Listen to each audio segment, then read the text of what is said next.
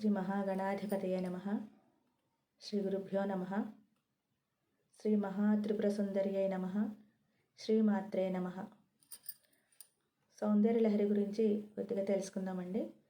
సౌందర్య లహరిని జగద్గురువులు శ్రీ ఆదిశంకరాచార్యుల వారు రచించారు.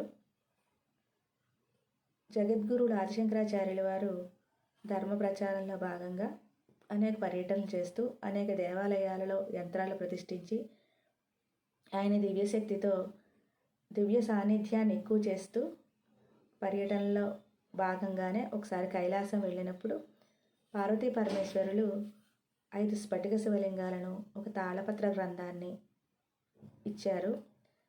వాటిని తీసుకుని వస్తుండగా ద్వారం వద్ద నందీశ్వరుడు అడ్డగించి తాళపత్ర గ్రంథాన్ని లాక్కున్నారు. అప్పుడు ఆ గ్రంథంలోని 41 శ్లోకాల భాగము ఆదిశంకరాచార్యుల వారు చేతిలో ఉండిపోయింది. మిగిలిన 59 శ్లోకాల భాగాన్ని నందీశ్వరులు లాక్కున్నారు. ఇది 100 శ్లోకాలతో ఉంటుందండి గ్రంథము.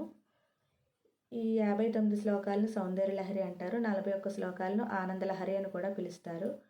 ఈ 41 శ్లోకాలు బీజాక్షరాలతో ఇమిడితమై ఉంటాయి.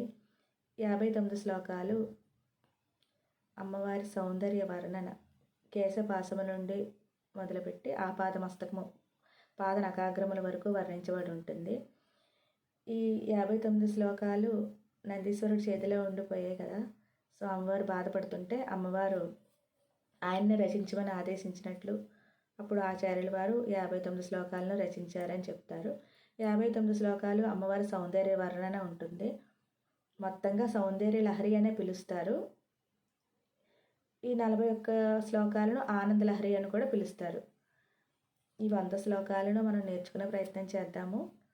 ఒక్కొక్క శ్లోకం చెప్పుకుంటూ తాత్పర్యం గురించి చెప్పుకుందాము. ఒక్కొక్క శ్లోకము ఒక్కొక్క విశిష్ట ఫలితాన్ని ఇస్తుంది.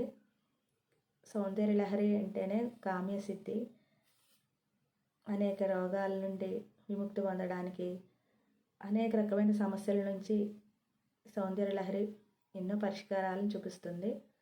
ఒక్కొక్క శ్లోకం గురించి తెలుసుకుంటూ తాత్పర్యాలను చెప్పుకుందాము. శ్రీమాత్రే నమః అండి.